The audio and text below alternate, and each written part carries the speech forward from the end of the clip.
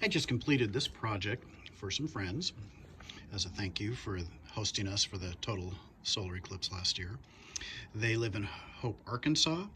They have a small business called So Fancy Quilt and Fabric Shop. So this is made from one piece of 1/2 inch plywood. This is done on a scroll saw, and the angle that I cut this, the blade was at about a 5-degree angle. So instead of straight up and down, I'm exaggerating with my finger, the blade was at a 5-degree angle.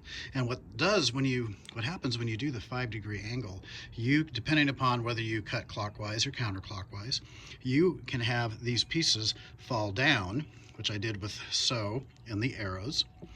The fancy, the hearts and the sewing machine they raise up.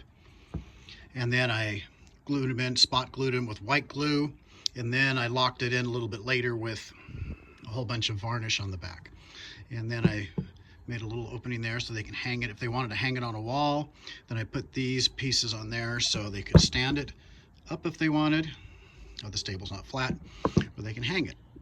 So I've put a link to the how to do this on a previous video. And then just for fun, for some friends that hosted us also when we were there at their house, I made this for them. I do this on the scroll saw.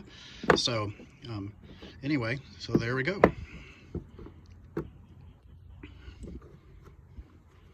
Happy eclipse viewing. And then these can be put up in a window or something like that if they wanted to. I put a little zigzag on there, a little jigsaw corner. So anyway, there we go. I believe this is cherry. I forgot.